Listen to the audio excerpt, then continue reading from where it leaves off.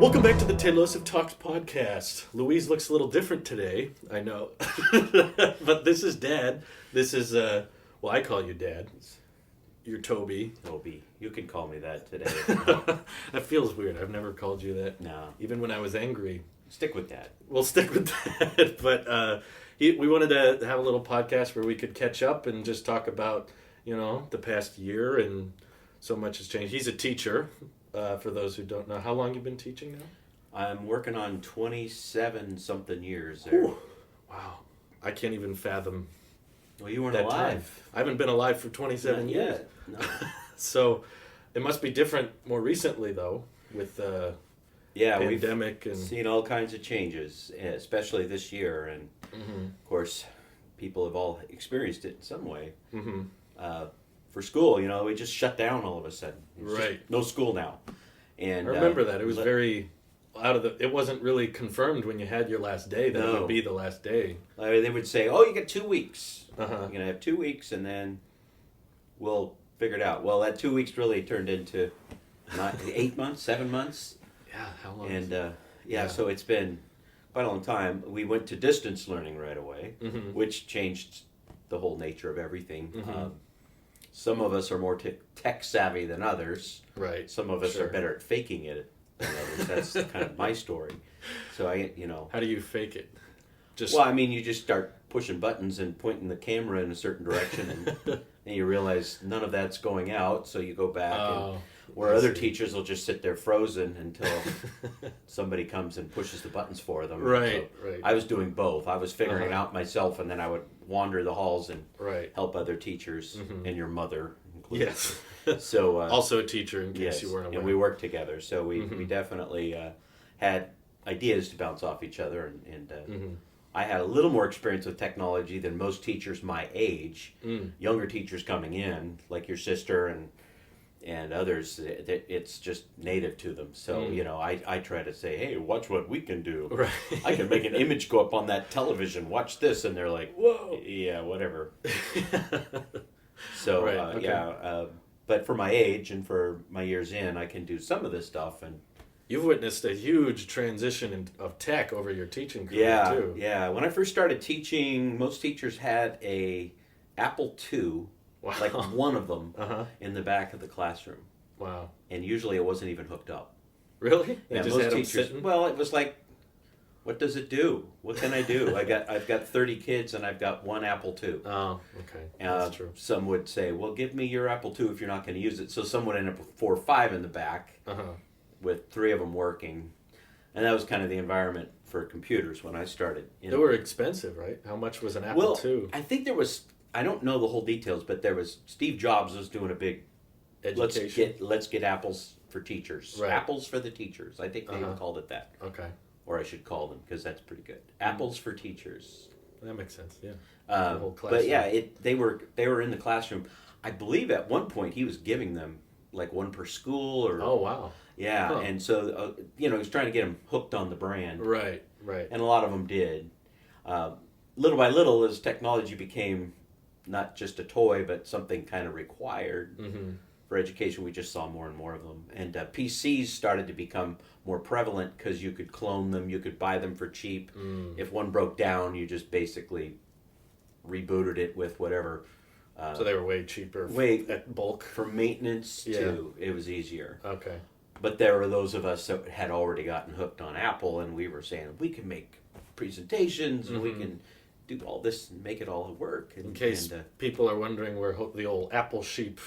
yeah, old fan of Apple stuff. Were born into an Apple addicted.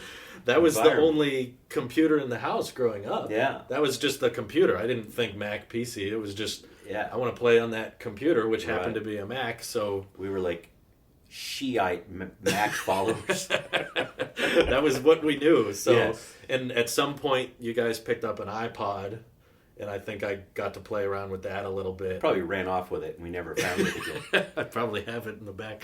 But yeah, that's if you're wondering where all that stemmed from, I believe I was just talking to someone today about that, and I was kind of explaining, where did your love of Apple products come from? Well, even from a young age, that was kind of Yeah. all there was. And, Yeah, I had a laptop, a Wall Street black laptop Mhm.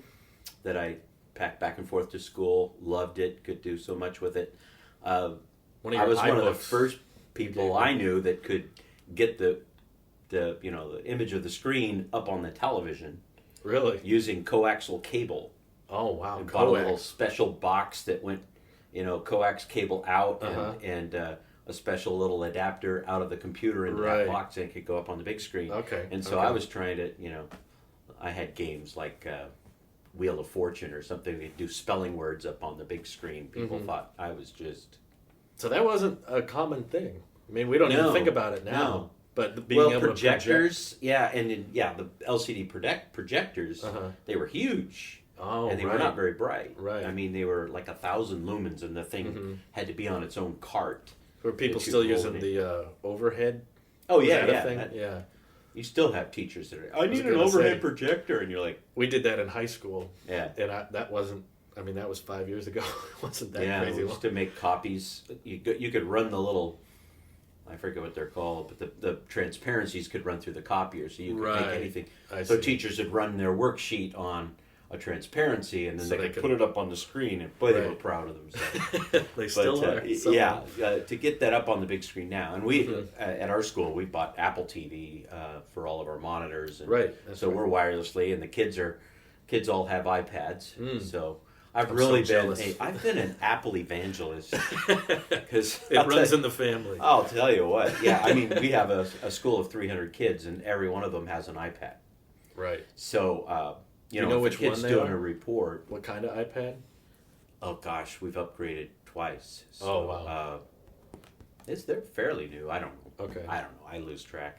Okay. So probably in those like budget ones, the $300. Yeah, they're in the Okay. they're lower end ones. Yeah, but They work. they work wonderfully, Mhm. and of course we can manage them online, and we sent them all home during the COVID deal, Wow. so kids had Okay. those iPads at home. Before they would stay at school. Right, we would keep them there, Right. keep them charged overnight, Oh, that makes sense. Yeah. keep track of them, inventory them pretty much in our own rooms Mhm. for our kids every day. I see.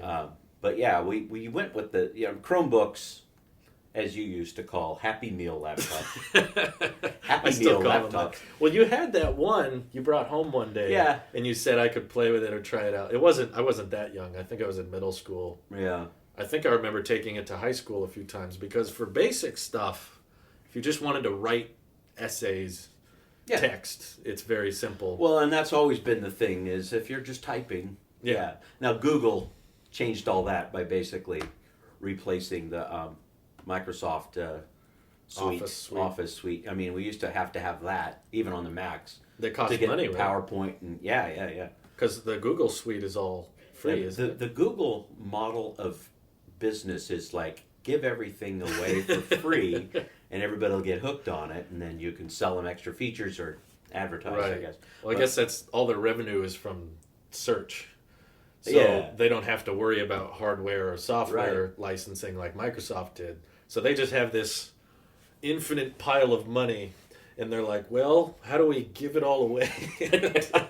That's what they do with It's insane. those little tiny smart speakers. Oh yeah. They normally they retail for $50, but we ran some polls and found that like 90% of people either got them for free because they were bundled with something else.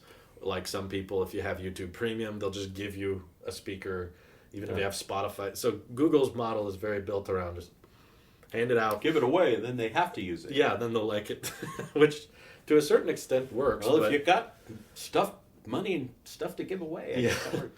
Yeah, we started a school. Yeah. So in the process of starting that school, we were demoing out and saying, well, it would be cheaper to get Chromebooks. Mhm. And of course, the other partners in crime with myself were looking at all these different products. Mhm. Chromebooks were a new thing. They were cheap, but Right. we could get 300-400 of them. They have a the lot keyboard, less. which a lot of teachers care that's about. what they care about because that's what they know. Yeah. They grew up typing. Mhm. So how the kids going to learn to type if you don't give them a keyboard? It's like In Yeah. middle school, there were typing classes. I never took one, but that was a class a few friends had where they just had to learn the layouts. yeah, J. Right. Uh, I never did that, but I never could did still, either. I'm a hunt and peck typist, and I've written lots of stuff. I can get through it. I'm around 80 words a minute, Are you? and I never took a class. Yeah, That's it's just amazing. experience. Well, we played with different technologies, and I just kept pitching. With the iPad, I can do so much more, and there's things that you can get the Chromebook to do that the iPad does out of the box. Yeah. So you have that debate, but it's also a lot hardier, that iPad. We've had very few of them break. Oh, that's the only ones that have broken, it's been intentional. Some kid Oh. literally tried to break it. I hear about those online. They have, but in terms of just everyday usage, Frisbee. we've been fine. We've been fine. But Chromebooks, do they go out a bit more often? Or? We don't overuse them. Okay. For testing, the kids do all their testing now on computers, and they have to be on Chromebooks. They have to have keyboards. Really, just because testing is like a big scientific experiment that the leadership's doing on children. It's a scientific experiment performed on children. So they have to have certain conditions that are the same so that it's science. And so, all the kids have to be on something that's the same kind of keyboard, same kind of access. See. So Chromebooks or any kind of PC, they won't build it for works. the iPad layout. Yeah, they don't. Right. They don't. I mean, Okay. they said you could if you bought them keyboards, Wow. but to buy an Apple keyboard compatible with the iPad is almost as much as buying a Chromebook. Be a big mess. Yeah. So we ended up just buying a set of Chromebooks for everybody too. So after being in this school we're in our 7th year, we have both. We have iPads for every kid that they pretty much use every day, and then Chromebooks that we break out once in a while for testing and legally have to use the Chromebook. Yeah.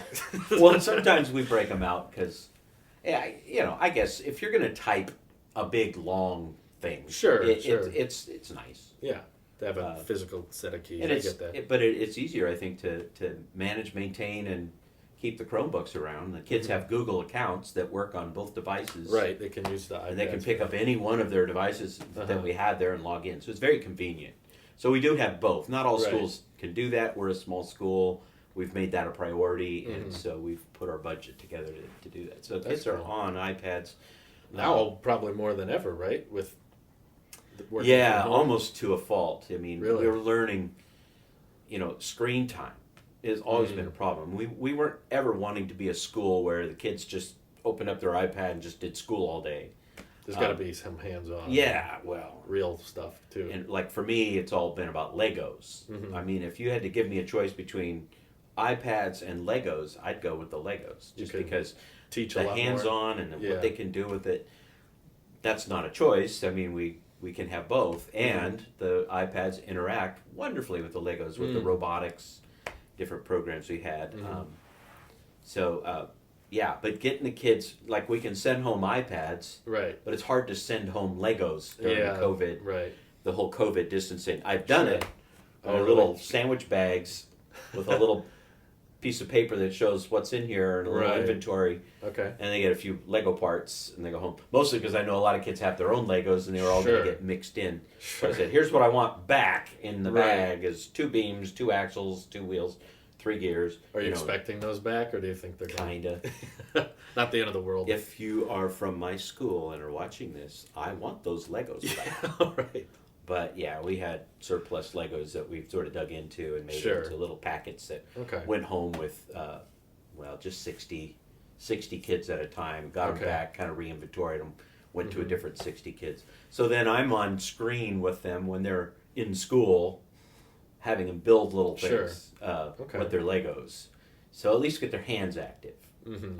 Instead of just sitting and staring and pretending to pay attention. That's what a lot of it probably is. It feels like it. It's not a good scenario. I mean, there are kids and families that make it work well. Yeah. And then there are a lot of kids that are like in some little closet somewhere in the house pretending to be at school and really not doing much of anything interesting. They get a packet once a week and they're filling out little packet forms, which is everything I hated about school prior to COVID, and it's been necessitated to simplify what kids do at home is these packets and things, and I think it's miserable. Well, you remember packets?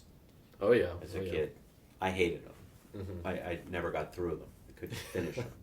That was all just bored. My last year of school, College Connections at Butte. That was all it was. Yeah. It was just every week. Here's the new packet, and you can do it all on the last day, or you can do 1 page a day. Or I think your experience with college and my experience with college is it could have been just nicely done online.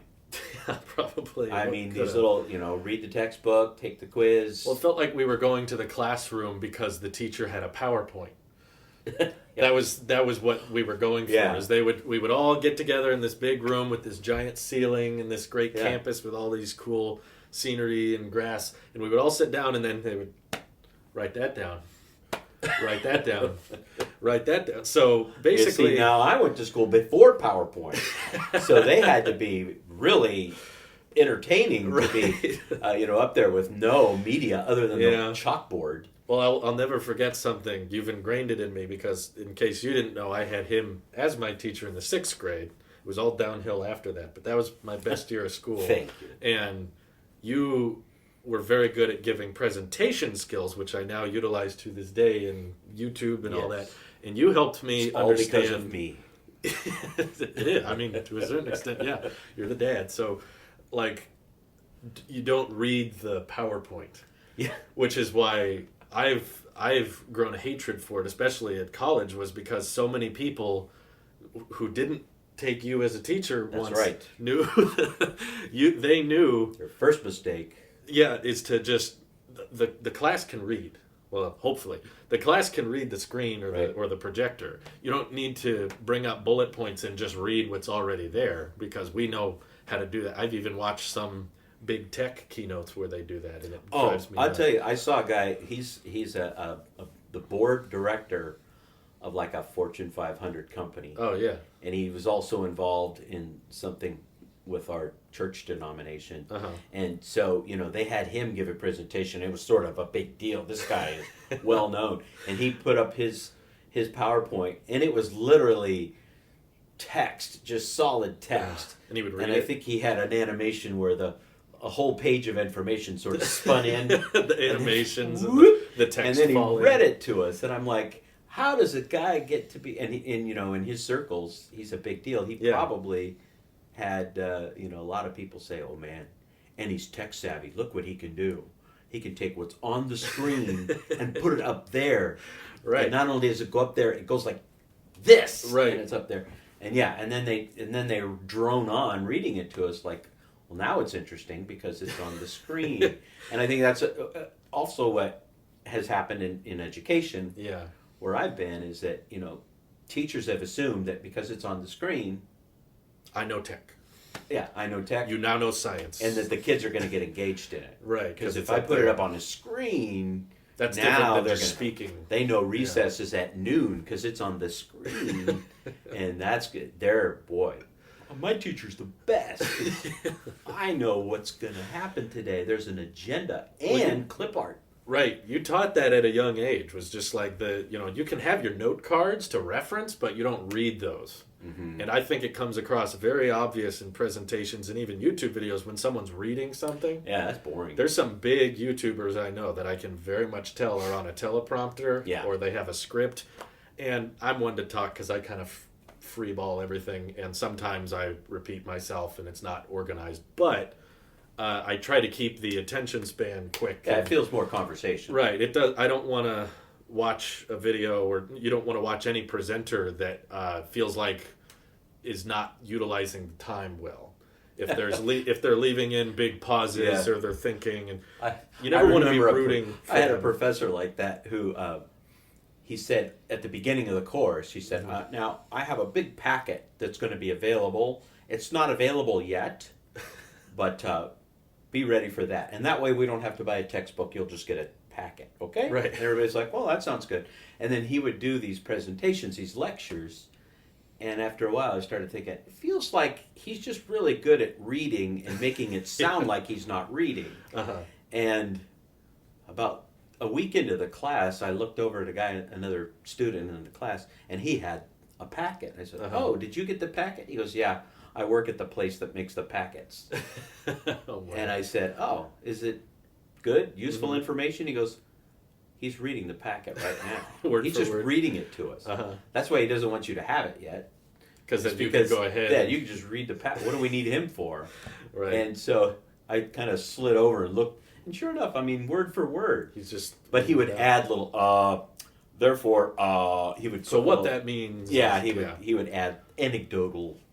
Well, same but with not much. even the YouTube videos is trying my best to just start saying the content instead of say what you're going to talk about. Like in today's video, I'll be talking about such stuff. Yeah. Sometimes I get guilty of it with tech. With EV, there's no intro. So there's no like prologue, basically. Yeah. With tech, there's a little bit of an opening bit, so I can kind of set the stage, but with EV, there isn't one. So I can just start, Right. here's what they announced, this is what they did, instead of, today I'm going to tell you about what I'm going to tell you about. You know, just purred happily. Slide, please. Yeah.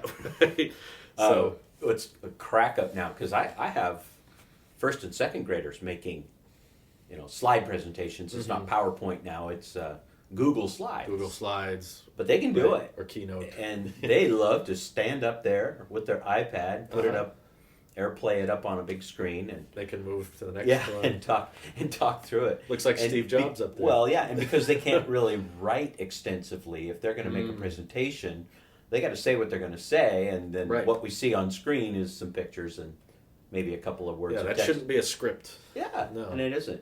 And they do. Some of them are amazing. They're just like these little first graders. So, in conclusion, we would like to share with you our proposal. They're like, wow, first It's graders. official. So that's going to be a new game when these kids come of age. I think teachers like me could kind of bring out the tech tools and really razzle dazzle, and everybody just thought we were amazing. Well, now a first grader can do it, so it's not. It's less impressive. It's not impressive. I don't know what they're. We all have screens in our pockets, so when you they're going to need like a like Star Wars, those three-dimensional that could images that turn float some out heads. there. Yeah, that might be. Let me show you the Death Star. Here's how we'll enter, and it'll explode. Right, it's got to be a visual aid. It can't be the whole thing. I think that's the mistake a lot of people. I think Dwight on The Office made a point that always stuck out to me. He said, PowerPoint is the peacock of the business industry. It's all show, no meat. It's all people will just rely on the visual to do the talking. When really you should be the one presenting. Right. The screen is just to give people something else to go along with what you're saying, not the whole thing. PowerPoint. Yeah, I think he's right. I think Dwight is right. That Dwight. Well, once it got so commonly done. It's in your church. It's in your. I was sick of it by the time I was in college. I know there's people who can do it properly, and when they are doing it properly, it's effective. But I have just seen way too many people use it improperly and use it as a crux to, I don't have to say anything because I can just read the PowerPoint and click. And there were so many teachers and students that all did that I was like, I would almost rather we just say, you know what, no PowerPoint.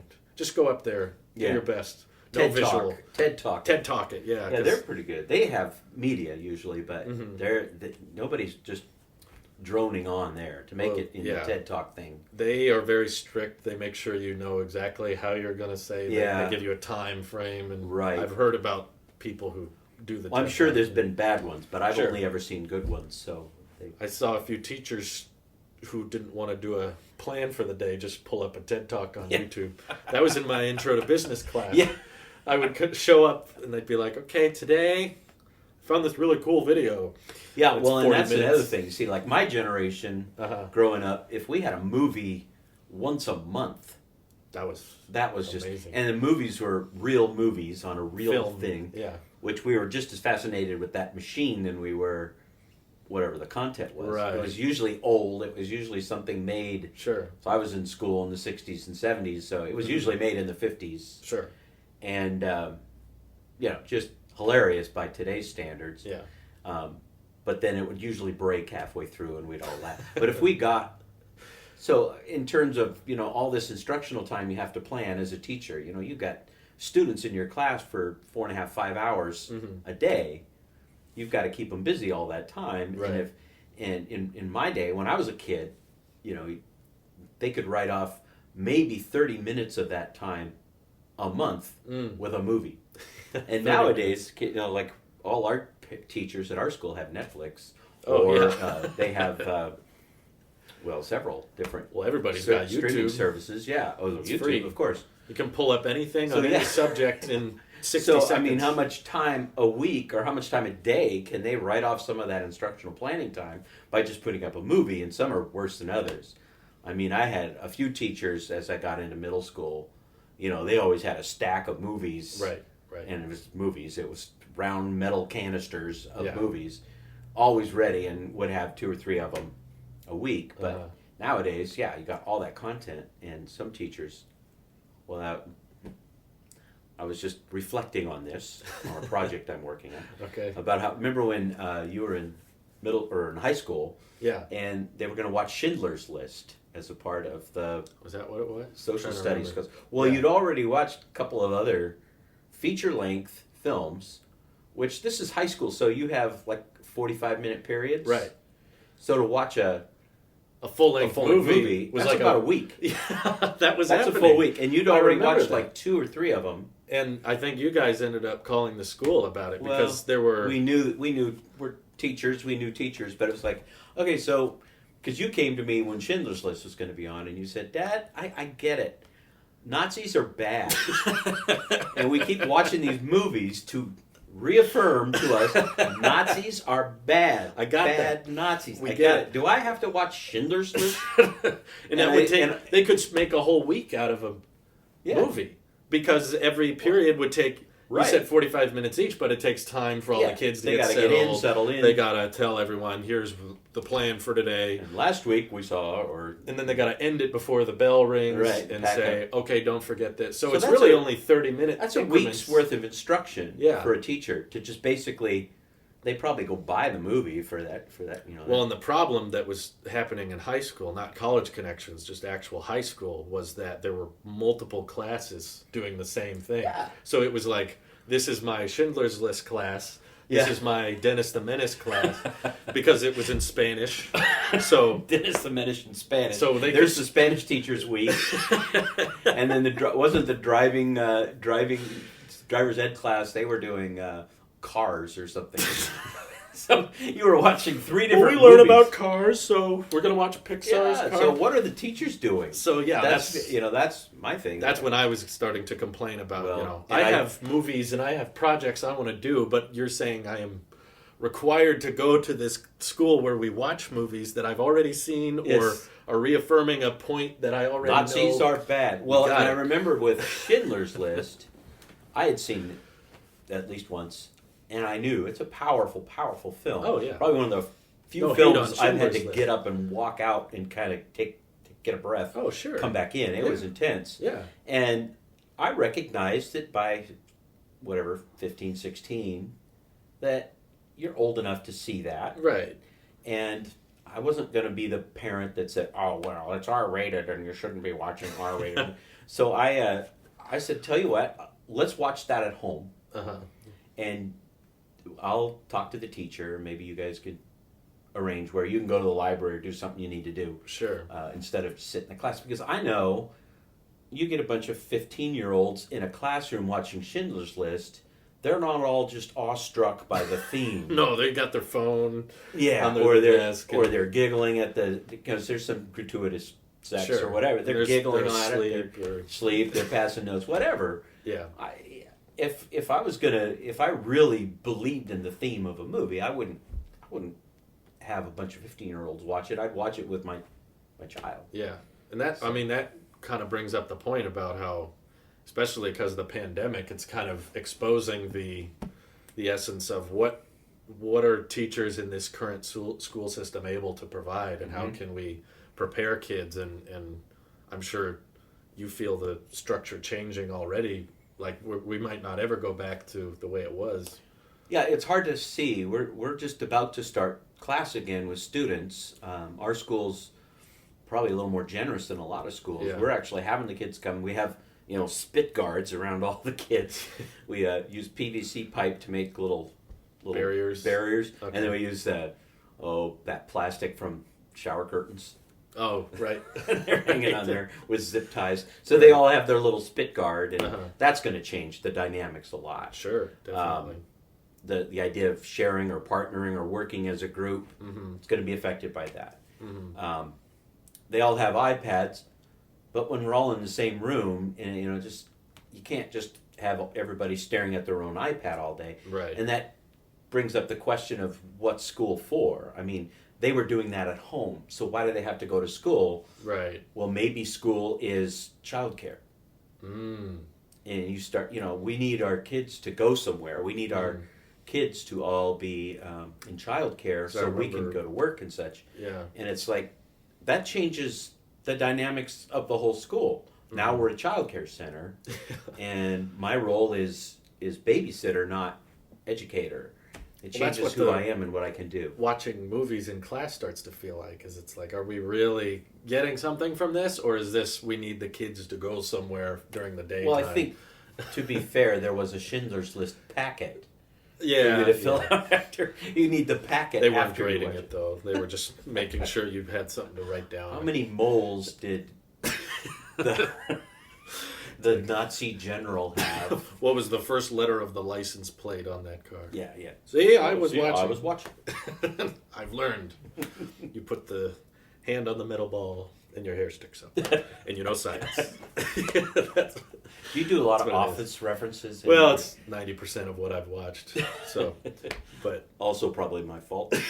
We started watching that when I was real You were pretty little. But I'll tell you that movie captured the essence. That one in Christmas Vacation, captured the essence of what it likes to. Yeah, maybe so. Except maybe not as much. When you kids panicking and when your kids got old enough to watch Christmas Vacation, I remember. I think Emily walked up to me and said, "I feel like I understand you so much better now. I understand all your references to." Right. It did. It cleared up a lot. Gift that keeps on giving all year long. And I'd said that every Christmas since you were babies, and you suddenly knew. Now we know. Now it's a tradition. But you've probably changed a lot on perspective between technology, but not just that. Also, when you first started teaching, you didn't have kids the age of the kids you were teaching, right? So there's got to be somewhat of a disconnect between the parent, raising however old you usually taught 6th grade, right? Yeah, most of the years. So they're at a certain age, and were you a dad by the time you started teaching? Abby was like 1. Okay, so you're pretty. So our oldest was pretty yeah. new. It was a little weird between me and parents when I had a baby and they had a 6th grader and maybe older kids. So they kind of they kind of tolerated the kid who's babysitting their kids during class or whatever. So as I got older, and I got more confident about telling them things about their kids and what ought to be going on. Right. And by now, I'm old enough to be the parent of the parents. And a number of the parents I had as students. That's happened more than once. Oh, really? Yeah. That's so interesting. now they know. They know you exactly. They know exactly what they're getting.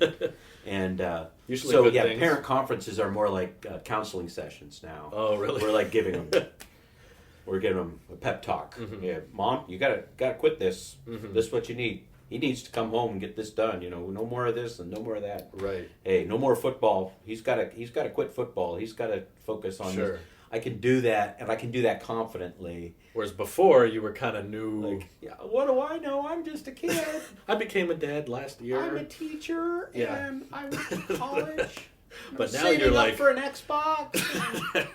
Now you've had multiple kids, raised them, and had them leave the nest. And those are good kids. Yeah. Which I'll take some credit for that. You should. Mostly your mother, but I'll take some credit for it. And I should take more use credit. that. I mean, I do. I say, look, I raised 3 kids. They're good kids. They're smart. They're independent. They left the house and got married and started lives. I'm a grandparent. Yeah, that's Louise. why you're rocking it. Your Louise got me this cool. Yeah, I love it. The grandfather. But I have. I call it fruit. There's fruit in my life of my labor that I can point to you guys and say, they're good people. They're good kids. They got through some stuff, and all indications are you're going to be wonderful. None of you will be Nazis. Let's hope not. You're all going to be great producing people, and I think that's fruit. Yeah. So I can confidently have a teachers' conference, teacher-parent conference, and say, you're doing this wrong. Here's what needs Here's to happen. what you ought to be doing. Right. I couldn't do that when I was in my 20s Right. and I didn't have kids or. Well, it was all speculative of you back then. Yeah. You were like, well, I think if you do this. I've been to college. I read a course about. I had a course about raising sixth graders. I've read a pamphlet on parenting. Where now you have the real life. Hey, I tried this and it didn't work right. Yeah. I tried this and it didn't. Well, work. yeah, So- that's just it. You can, especially, it's a little disarming if you point out your faults or your mistakes. Sure. Oh yeah, we tried that. No, let me tell you, that doesn't work. Don't do that. Uh-huh. I bet you deal with. Well, it must be interesting. I mean, 27 years of how many kids a year?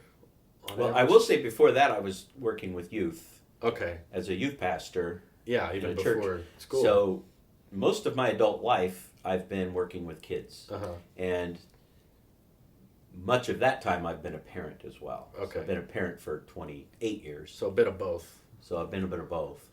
But that's 30 kids per year on average. Yeah. And then 2 parents, usually, maybe one occasionally, but Or a couple of grandparents or whatever. Yeah, so 2 parents. That's like 60 different, or at least 30 different like styles So of parenting. 60 times 30, 2,700. 180. Wait, 108, 60. I understood there wasn't going to be any math during the podcast, so I'm not prepared. Thing I But got yeah, my watch. there was a lot of people. There were And a lot different of people. styles, I'm sure, of parenting that you've had to clash Yeah. with.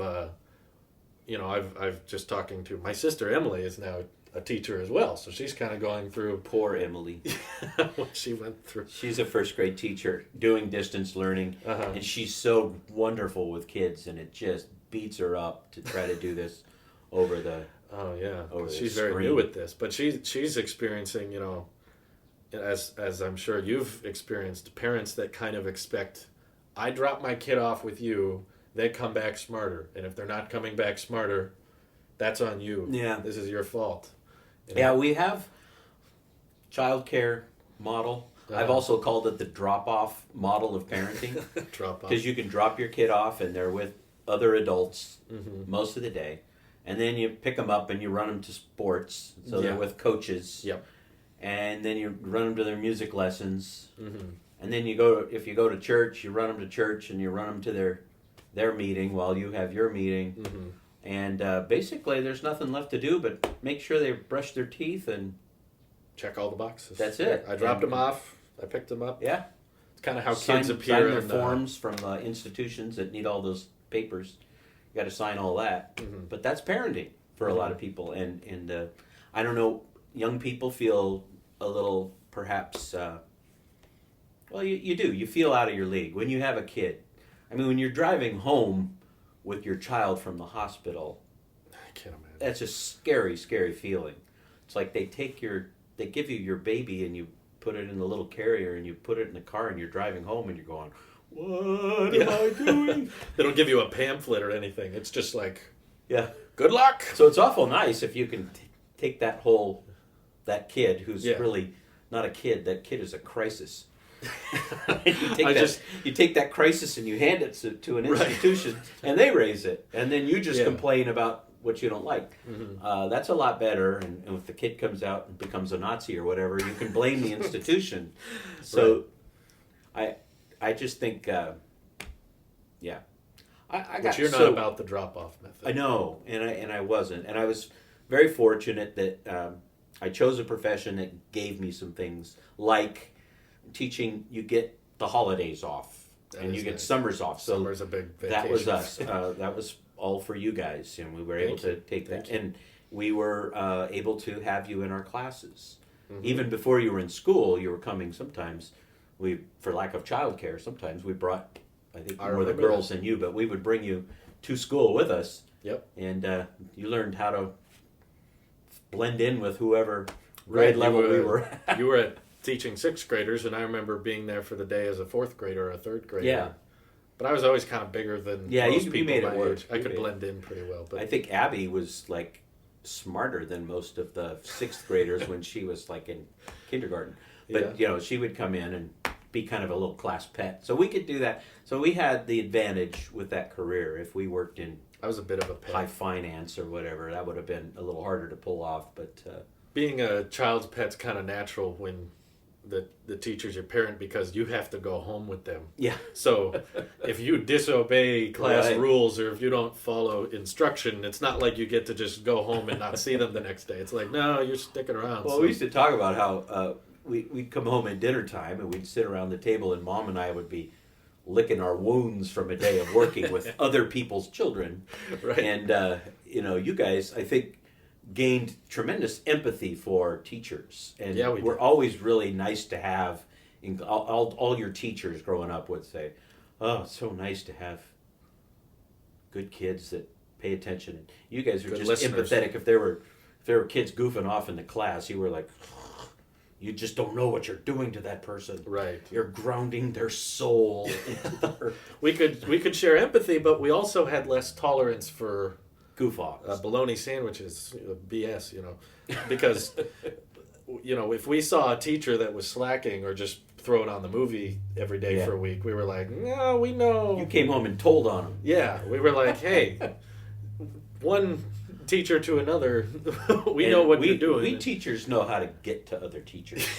It's like, we know who to call. Well, it's kind of a dangerous relationship, because honestly, a lot of the kids that aren't interested in the courses, which as I think you get older in grade, that becomes a bigger problem. You Sure. probably with They're a 7th little and more 8th graders. enthusiastic about school. Yeah, when you get into high school, it's like, when am I done? Can I be Right, done with this? right. And the teacher gets to relax because they put on a movie, so Yep. they have less to do. And the kid gets to relax because they're just watching a movie. Like, I remember in high school it feeling like a free day.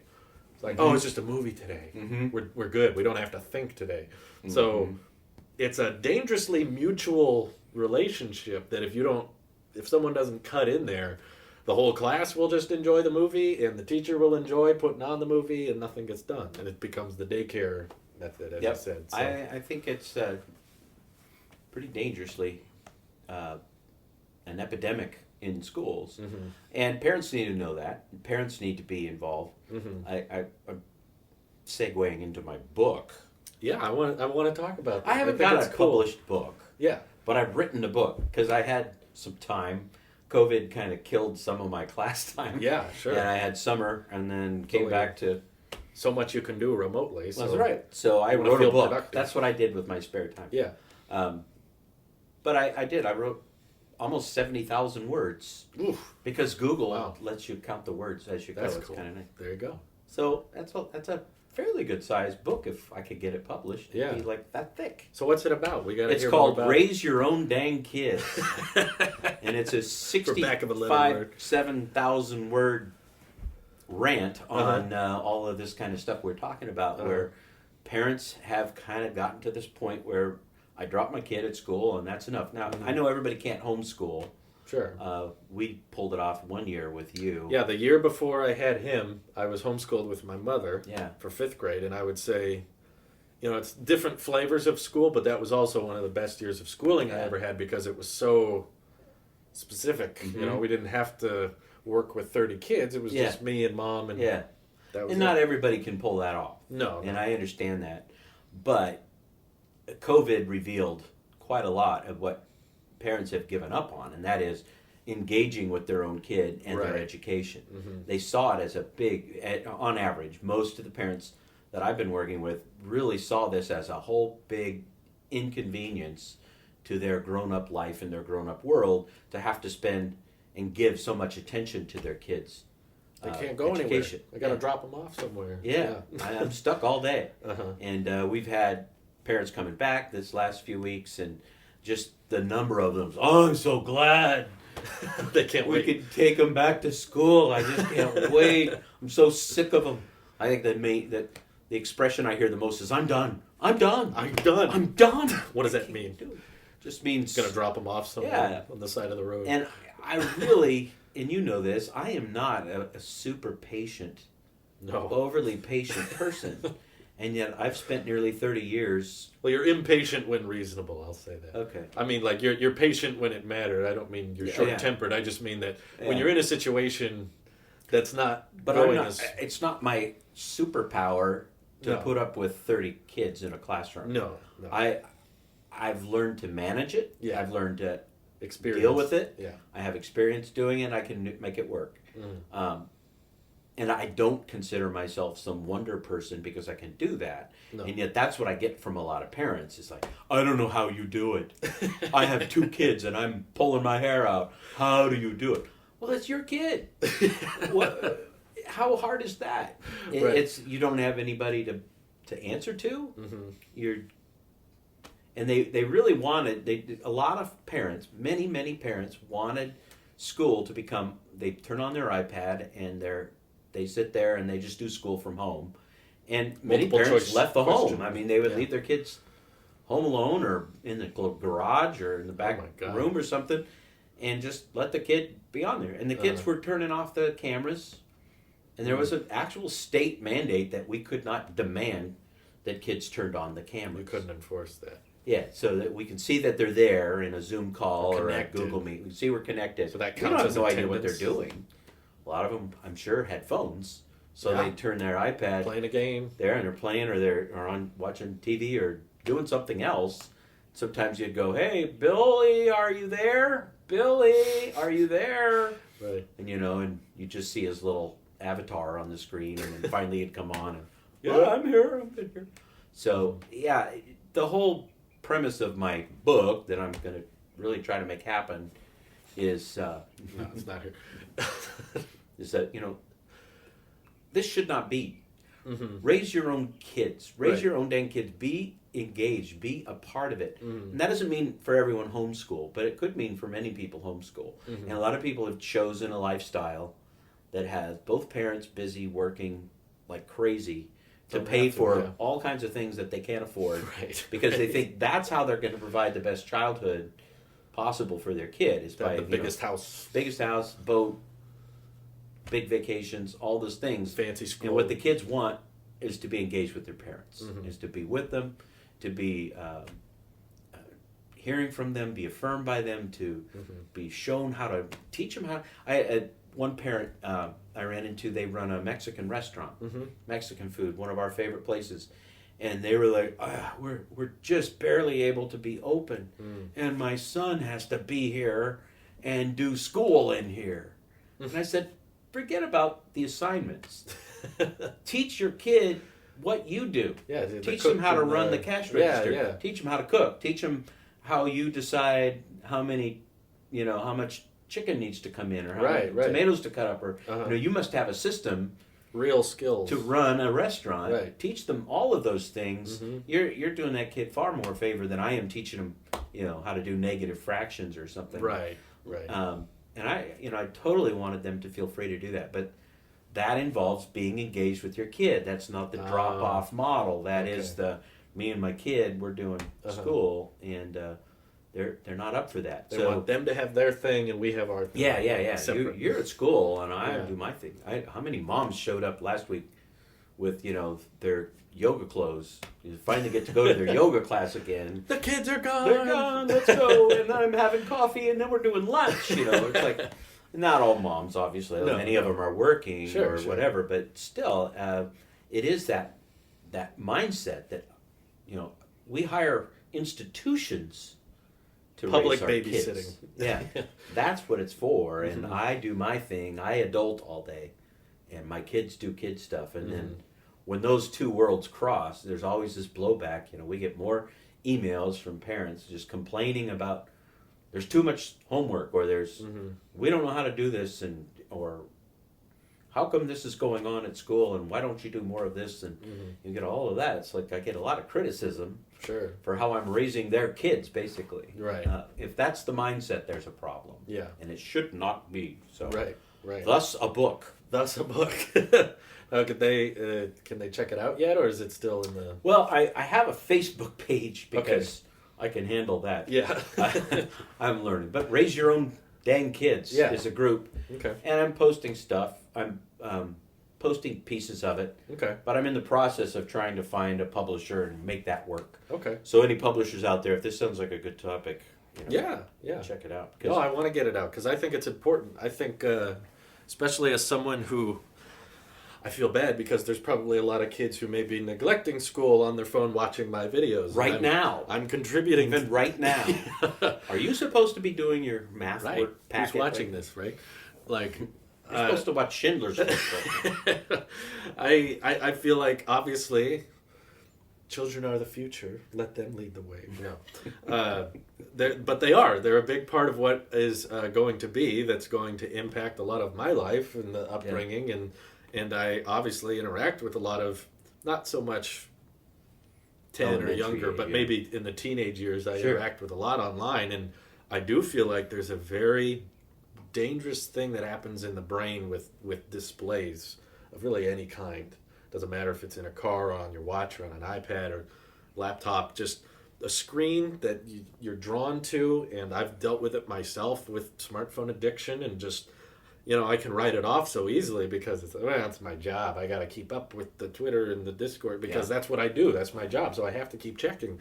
But even in times when I should be done, the day's done. It's not like I'm planning on making another video today, but I'll still keep checking. So that's why I had to, clean my whole phone from those apps and try to, make sure that there's dedicated time where I'm not at work and I'm not doing anything work related, and I can just completely detach and focus on the now, where I am and what I'm doing. It's going to be a real cultural phenomenon for people to learn, especially now that kids have had so much screen time and required. I mean, the kinds of things we're telling kids now, it used to be, get out, Billy, I don't want you on that screen all day. I want you doing something else. And now it's, Billy, get back on that screen. You're not supposed to be out playing. You're supposed to be in here watching the screen. Right. So that's kind of what's happened. Yeah. And we're going to have to purge some of this from our lives. It's going to take a whole lot of self-discipline, which I have 100% faith not everyone will have. It's true. It's confident that people will fall into it and they won't be able to get out, and they'll be stuck on either phones or tablets with social media or with YouTube or with games. And the difference is, I didn't get a smartphone or a phone of any kind until I was already in high school. It was freshman year I got that first iPhone 5, and I was kind of developed, got through childhood, and me and Emily would always play in the backyard a lot, and that's how we kind of spent you guys grew up outside. Yeah, we always would go on your camping trips together, and we had lots of stories of family vacations and stories to tell. But I feel this next generation, whatever it's called, Gen Z or Gen Alpha, Gen Beta, whatever they call it, is going to end up being so attached, because even at a young age, there wasn't an iPad when I was just early young developing. Right. And when we did get an iPad, that was the family. There was one. Yeah. That was it. There was the one iPad. I still have it. That image of a whole family all sitting in a room, and I've seen it happen to us. You know, we can all be somewhere, and we're all sitting, and we all got a screen out, and it's like, wow, that really. And you talk about a revolution of some kind. That's been a weird revolution. Yeah. Where people are just addicted to whatever kind of information they got to draw out of that thing. Mm-hmm. I don't know. Sometimes I found myself grabbing my phone and checking it even when there was nothing I was looking for. Which is what scared me about it. That's why I knew I had to do something. Doing distance learning all day with kids, I come home in the evening and I've been on a screen all day, and then I'm pulling out my phone, and at some point I went, stop. It's almost like there's a magnetism there. And you're not even really looking for anything in particular. Right. That's the weird thing. It's almost as if, in the old days, reading the paper, it wasn't even, what are you looking for? I don't know. I'm just looking. The paper. Yeah. I read the paper every day. It's as if you're looking out a window, what's out there? We're going to be hurting if we find out that screen is, I don't know, giving us cancer or changing our, ruining our eyes or whatever. I'm sure it's doing something. Yeah. But I know that's going to be a problem. I think how many model kits you built. Yeah, I was really into how rare they. I mean, they were getting hard to find when you were at that age. Sure. You were probably 3rd, 4th, 5th, 6th grade. Mm-hmm. You built every airplane model I think we could find at Michael's. Yeah, we kept going to that store. That Michael's had them, and you guys spent a lot of money on that. Well, there was a coupon thing, but it was totally worth it, because to me, you had your hands on something, you were reading the instructions, you were following the steps, you got more sophisticated with it, where you were painting it in different ways and I used to make the details. My room was an air museum. This Yeah. was pre-YouTube. I used to build all these World War II or modern day airplane kits, and I would either hang them with fishing line, or I would. We made several shelves. Right. I still have some of those shelves. Yeah. So it could display them. And you helped me build the right flyer. You came up. I have that one. That with all the string. Yeah, that one was a nightmare. Tension lines on trying to get it right. But that you made a little card that had the name of the airplane, wingspan, the speed. You had kind of a format. Yeah. That you followed. So every plane on the shelf had its own little place card. The name of the plane and all the little facts about it. So it was a museum, and people would come over and I would walk them through it. Yeah. Here's the. Did you have a little pointer stick? I don't think I had a stick. That would have been good. I'm not really sure what stopped that. At some point, I just decided. I guess I was done. Screens, probably. Yeah, I don't know. Too into tech, probably. Well, I know you were getting less interested in the airplanes after a while. And I think there was some planes that never got built. And that was when we quit wanting to buy them, because it was like, well, you got a couple there to finish. But luckily, for a while there, but you'd have the thing out of the box before we even got home, and you were, sorting through it. So, yeah. Kids go through phases, as you did and everything. Legos were something you were into for a while, and we got robotic Legos going. Oh, yeah. All Christmases and birthdays. I remember all those Lego sets and the Mars invasion kit and the Harry Potter. And, oh, yeah. That's true. Yeah, those are phases, and that's fine. But, I mean, parents do have a hand in what they're going to support and what they're going to Because you can draw the line, and I don't have money, so you can decide what... And if it's going to be a screen thing, that's going to be, that's on you now, Mom and Dad. How are you going to manage that? Because they're going to want to do it. Our granddaughter, she loves the screen, but they will not let her touch it. And it's seeing her really around it is fascinating. It's amazing to me that they can have this screen that, she's never really done anything with it but talk to Mom, Grandma, and Grandpa on the screen. But as soon as they get it out, she wants it. It's weird because when you're young like that, they don't have no experience with it. She doesn't know what it does. Yeah. She has no functional use of that thing, but yet when it comes out, just like when she would walk up to us in our watches, she would look at it and just start tapping. Yeah, it's hard to hold her. I'd take my watch off when we're together, because she just gets fascinated. She's learned how to file through the pictures. So there's a picture doing banking information. Yeah. She masterminded a hostile takeover from my Apple Watch. It's like Iron Man with all the screens. But yeah, it's bizarre because you notice that draw even without knowledge of what it is. Yeah. It's a draw. It's a magnet to your something eyes. I think a lot of it has to do with just the vividness of the color. Because I think, like with flip phones and things, there's buttons. And we have some old flip phones. The and screen some didn't old, do much. Yeah. It just kind of displayed the numbers you were dialing. Or like remotes. She'd love a remote because there's little buttons on it. You got an old remote, kids will play with that. Yeah. But the screen has got vivid colors and animations and things rich happening. And detailed. So they have to, they're just being super intentional, super deliberate. Now, we bought her a little toy kitchen set to play with.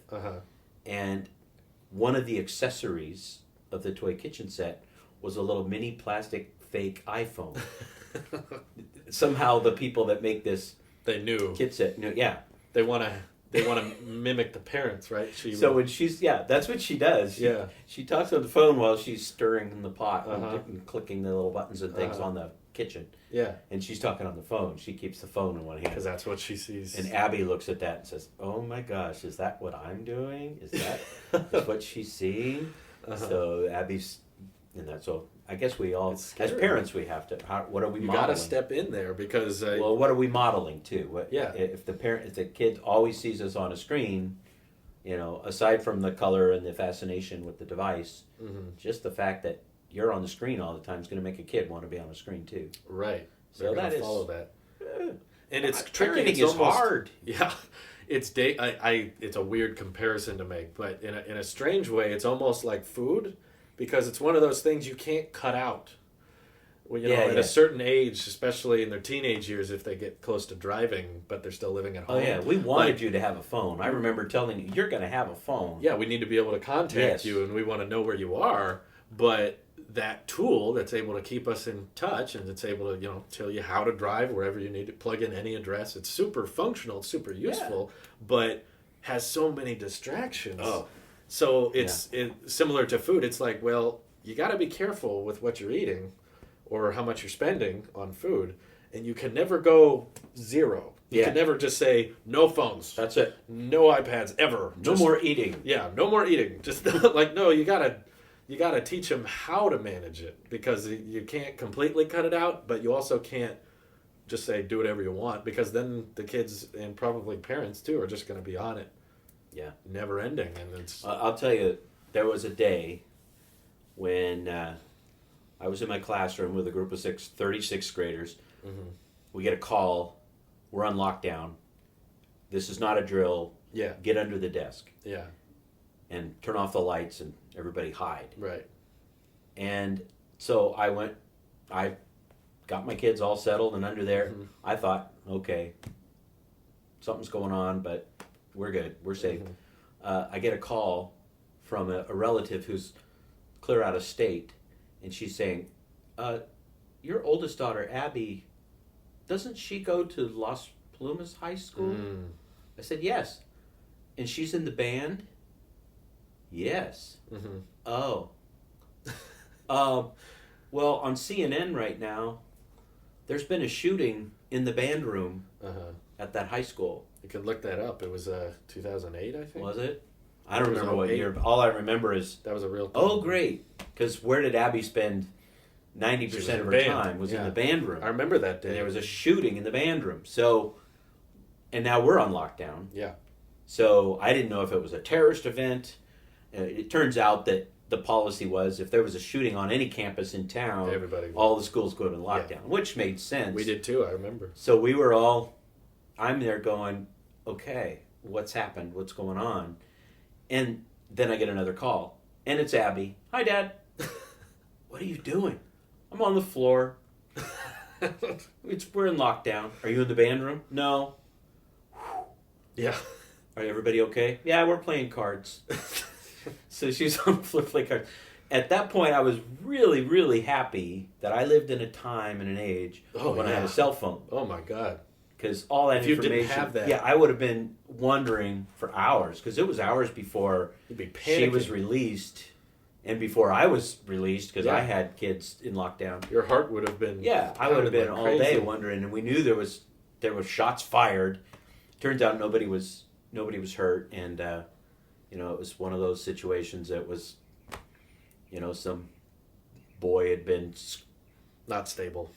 Yeah, it was. And he fired the gun once just to get everybody to listen to him, and so it was a shooting on campus, and it was bad. It was the news of the day. Thankfully, no one was actually hurt. Right. Yeah, it was a scary day. That's but I sure was glad my daughter had. And you kind of go through that with phones because so many kids have them now, even at our level at 5th and 6th grade.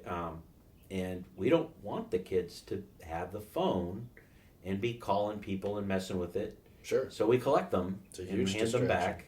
But they're there. They're close by. And if we were in a situation like that, I probably would hand a kid a phone and say, why don't you call your mom, tell her you're okay. Yeah, yeah.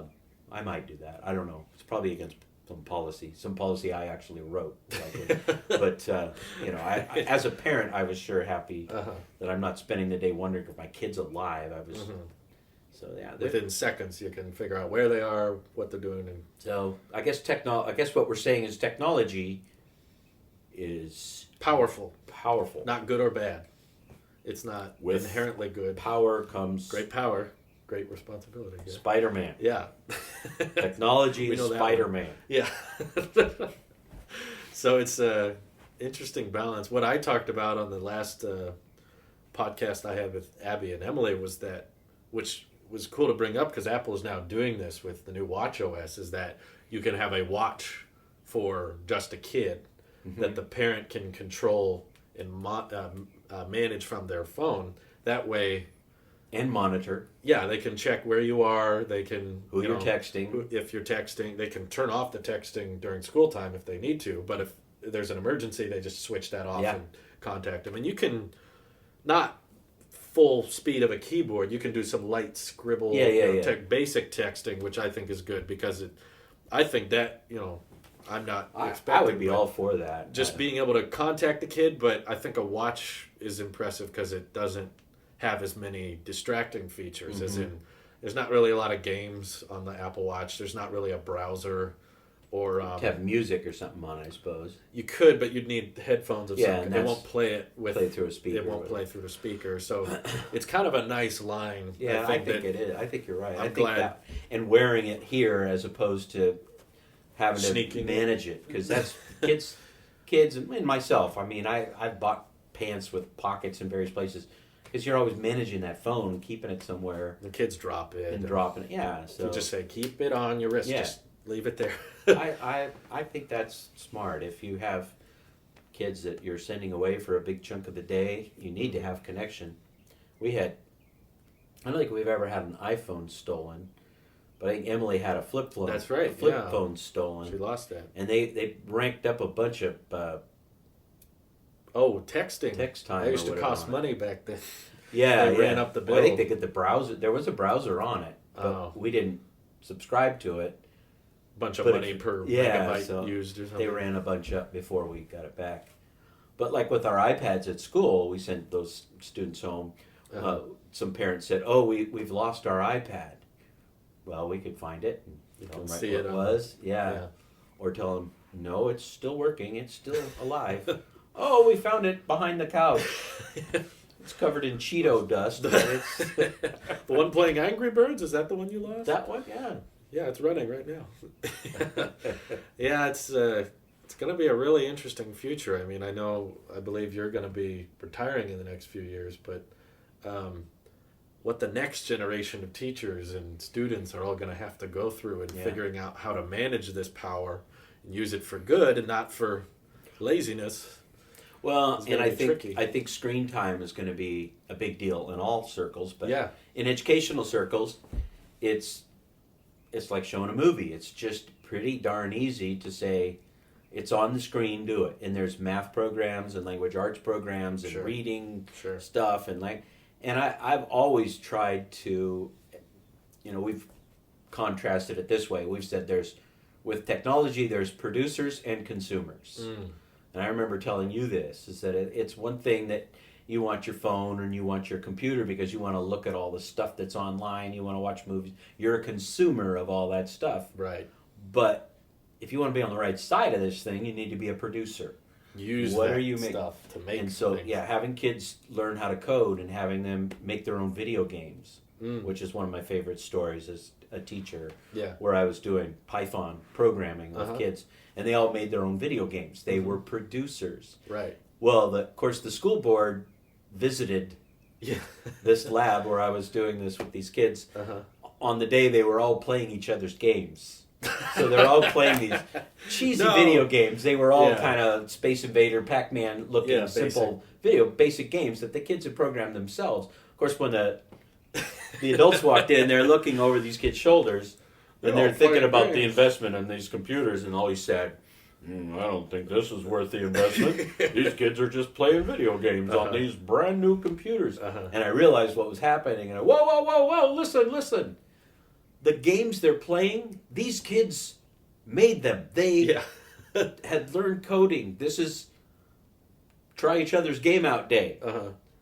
And it turned around because it was suddenly the kids get to show them how the adults were watching, and they could flip it over into the edit mode, and they could see the coding, and they could see what the kids had produced. These kids were producers, and they were all going, wow, make your own video game. These kids are geniuses. They're all going to be millionaires. They can sell that, So, the idea of being a producer versus a consumer of media is a big deal. That's a good one for parents. Yeah. Is to say, okay, if you're going to buy them this computer that they're going to set up in their room so they can be like all the other cool kids, it better not just be to consume all this media so they're up on the latest podcasts or just watching video, playing games, Fortnite and all that. Yeah.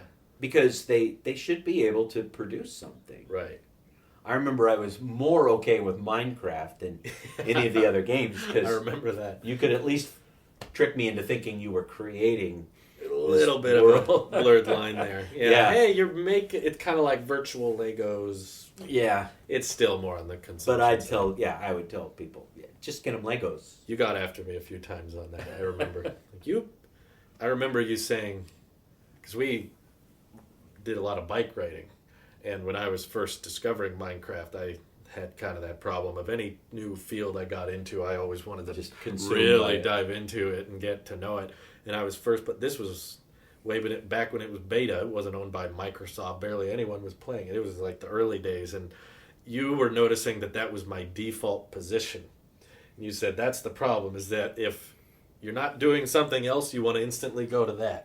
And when we would go on a bike ride and you'd be driving around, he's like, you're probably imagining all these trees here as cubes and blocks. And I was like... Was I right? Yeah. I was kind of thinking about it. You play that game for hours and hours, you go outside, you're like, oh.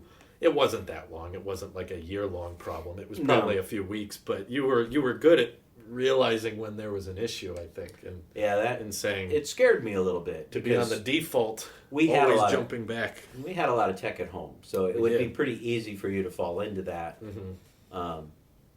Really easy. And that was one of the reasons you were saying we're not going to get an iPad or an iPhone before I was old enough. You know, there were times I remember in either the 6th grade or middle school where a new product would come out, a new iPhone or a new iPad, and I was still really into it, just like I am now, and I would come to you, Dad, I want to get this, and you're like, you don't need that. Well, we got a free iPad, remember that? Yeah, you bought solar panels for the house. Solar panels, and it came with an iPad as part of a promotion. I have it in the closet. Oh, you were so excited when that came. Yeah. You just ran off and had it all set up before. We had such terrible Wi-Fi growing up. Yeah, we couldn't do much anyway because the Wi-Fi was so slow. I remember you guys would spend a whole evening downloading the video.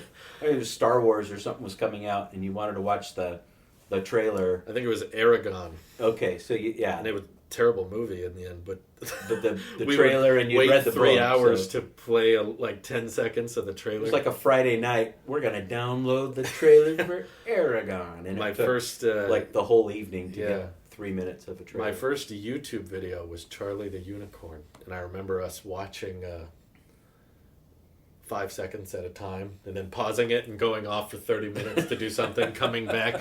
5 seconds of loaded.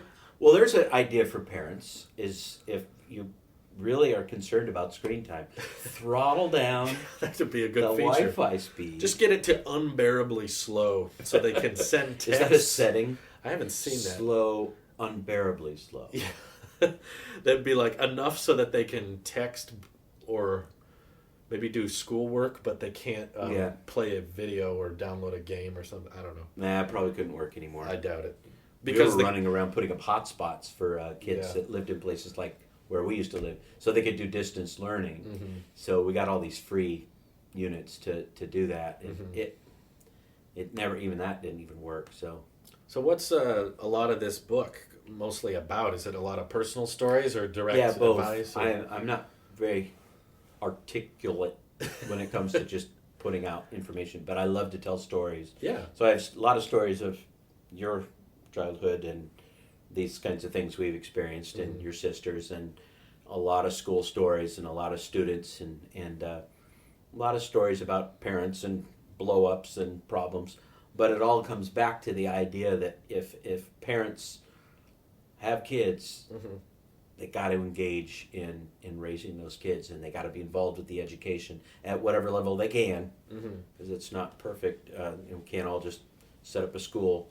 But then, if you could, what that would look like, and what we've seen work well in homes, and what we've seen, I have a lot about what I've done in schools that have worked well. The idea of engaging kids in a problem or a project where it's not just a packet, it's not just filling out and grinding out, nitty-gritty little skills. First robotics thing you do is, right? Yeah, like the robotics set of programs and how to fix them. And learning how to build a robot, first of all, and then have it complete very specific tasks. Right. And then those usually center on a theme like your robot's on Mars and it's got to grab a core sample and bring it back. What's that look like, and is that really done, and what are scientists really working on? All of a sudden kids get really excited about studying science and real science that's going on, and they're doing real science by experimenting on their own robot and making it work and learning. Which you've always shown as a better example of teaching math rather than a science class and a math class. Yeah, which is pretty much what I had throughout middle and high school, was two separate. But you were more about, why are we doing this math? Here's why. Here's the science. Here's a use case. Here's an example or some. I remember you were in tears over imaginary numbers. Which is I like advanced algebra class. We're doing imaginary numbers. But I tried to explain that, like in robotics, you could have a robot reset itself, especially if it had moved by an exponential amount. You could go backwards an exponential amount using the square root of negative numbers, or something, to get it to move, because positive was one direction, negative was another. And we could use imaginary numbers for a real thing.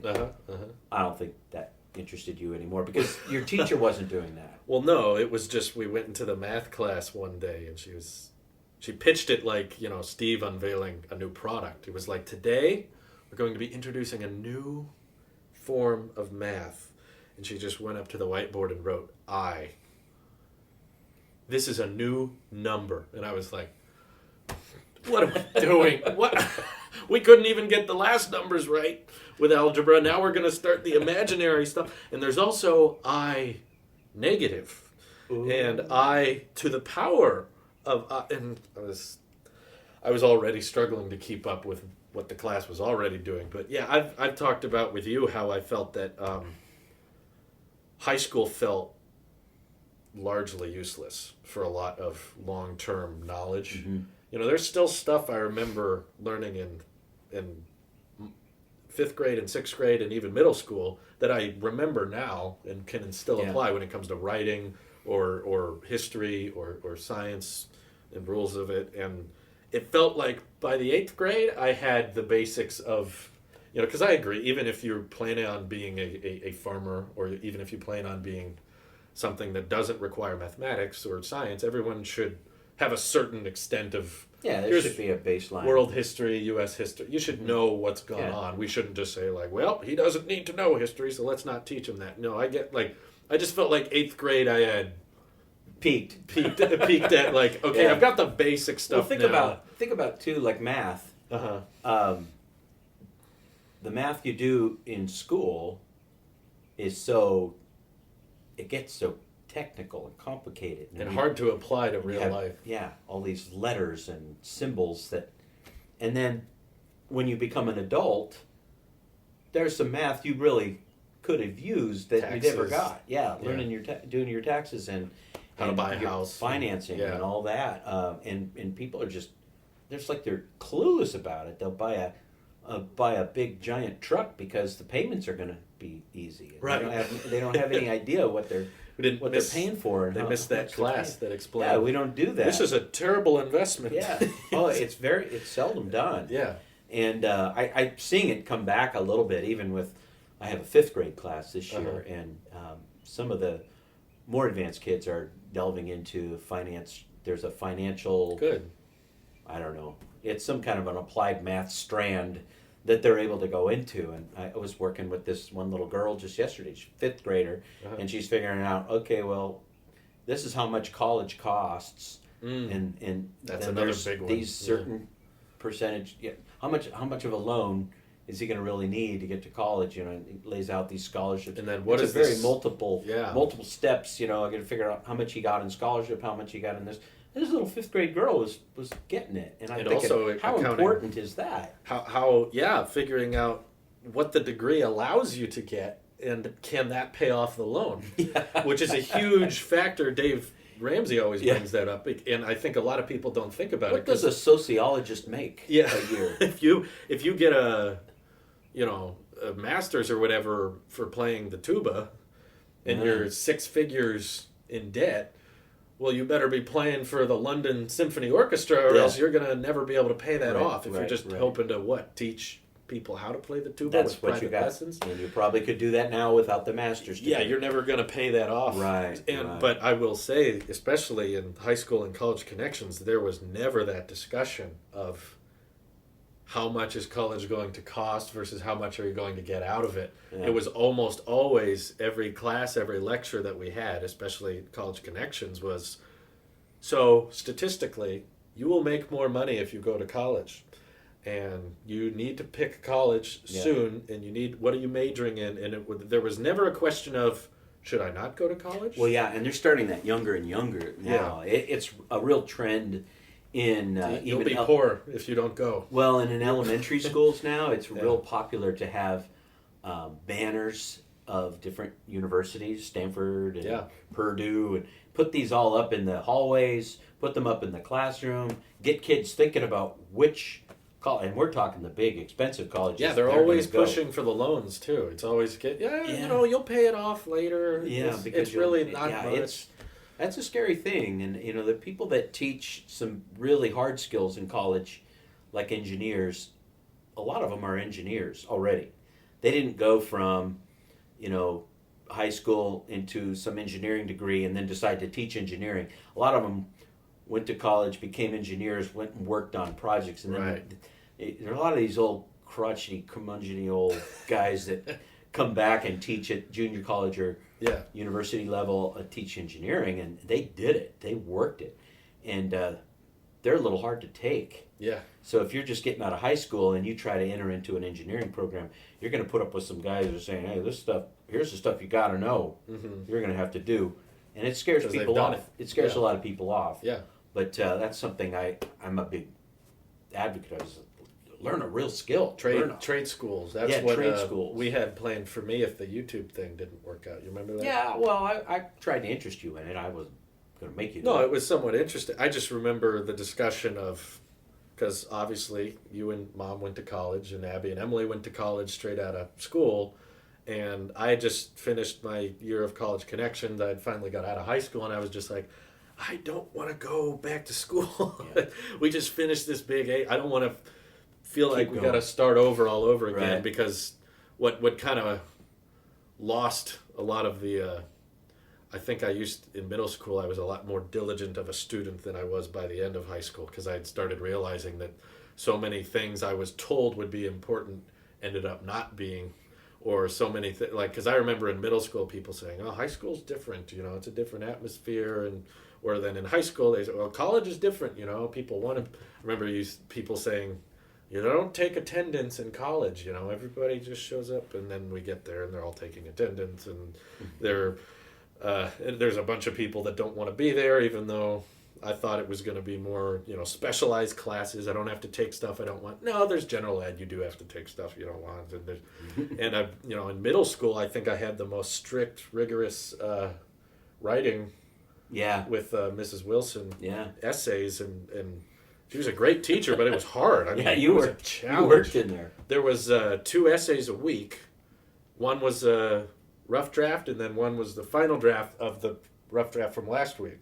So you basically perpetually had like a writing project in the works. 2 writing projects going on each week, and she was on it, you know, tiny little typos, or tiny, like, this phrase is awkward, this should go at the beginning, and she really whipped us into shape. And you never saw that again.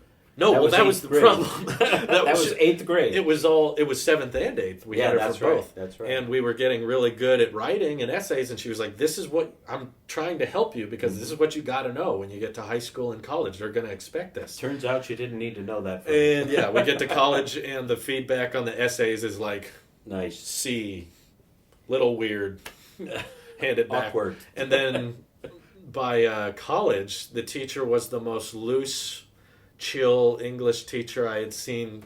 Even, I mean, you weren't chill, but I mean, it was different than middle school. You weren't as strict as middle school, but they didn't do tests. There was no homework. It was just like, well, you just tell me what you think. Yeah, you know, just tell me. And then I'd hand it in, and he'd be like, okay, turned it in, credit. There was never like this phrase. So it just... Well, and it depends. Everybody has a different experience. Yeah, it's very unique. It's not very standardized what you do in college at all, but it is... a different experience if you're just generally going to college, or if you're going for a very specific skill. No, I don't think or it's if you were useless, to go to a technical college or Yeah. a vocational school. I always think of, well, our in-law John. Mm-hmm. He went to school in Oklahoma, Mm-hmm. and in middle school and high school he learned drafting, and my goodness, they did diesel mechanics, and he went through a whole program. He's a bit older than us, or older than me. Yeah. He gained all the skills he needed to work the rest of his life. He never went to college Yeah. for any of those skills. Yeah. And he still does drafting work. Mm-hmm. He's worked on the Google building and the The Apple. the Apple campus and all the events with the Yeah. elevator. And he's got a high school vocational ed Yeah. experience, probably a little more junior college level stuff, but that's it. And That whole to Steve think- Jobs theater, I forget to tell people that sometimes. That theater we see all the Apple events at, he helped work on that This is elevator and the your stairs. sister's father-in-law. Yeah. So Well, we knew him long before. yeah, that. we've known him. We've ridden bikes with him for years. But Yeah. just great guy, and basically with a high school education from the 70s. Sure. So he's a little different older than time, me. But yeah. He came out with skills. Mm-hmm. And you think we prepare kids for college in high school, but are we preparing them for life? And not Right. everyone's going to college. Right. What do they need for life? And that changes. Mhm. Drafting is a different art than it used to be. Sure. But sure. there's some basics, and there's some skills, and metal shop and wood shop. These things took a big hit, Yeah. and a lot of them are very technical now. They're very Mhm. much Mhm. a computer driven, a technology driven, a college level skill. But like you had some good teachers in high school. I did. For acts. I'm thinking of Mr. Andrew, who would, He was the best. and that guy has kids welding. Robotics and welding. He has kids welding that will leave school and will probably make more money than he does as a teacher. Seriously, he said Yeah. he has to keep telling himself, "I love my job. I love my job." Yeah. There's kids that are literally leaving him, and we've worked together to get kids interested in robotics Mhm. young, and then when they get older, they enter his program and they're high school level robotics, and these kids are doing welding and engineering, and they're programming Right. things a lot of college kids will never do. They're doing them early on in high school, Right. and they're on deadlines. They know about pressure. They're doing real skills. And boy, parents, think about that. Producers, if you got kids that can really create, make, do, build, and that's not just screen time. That's like getting your hands on a tool and Making fixing something. things. Yeah. That's and important. starts young. The kids don't get interested in ninth grade in robotics all of a sudden. It's very rare.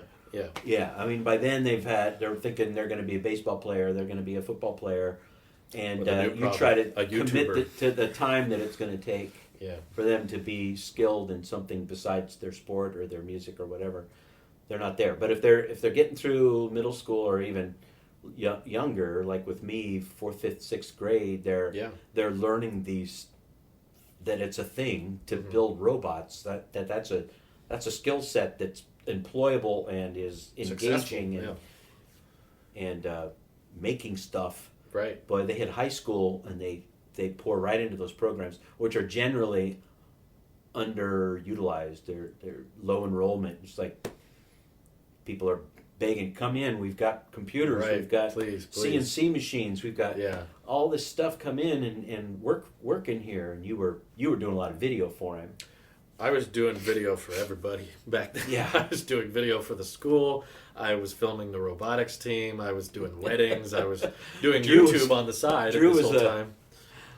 I always think when he was a freshman, your sister was a senior, and there was an advanced English course. Oh, even before that, even. Yeah, maybe in junior high. There was people who were juniors in the advanced English who wanted to do like a book report basically, but in the form of a video. Yes. And They would hire you. They were hiring me, who wasn't even in high school.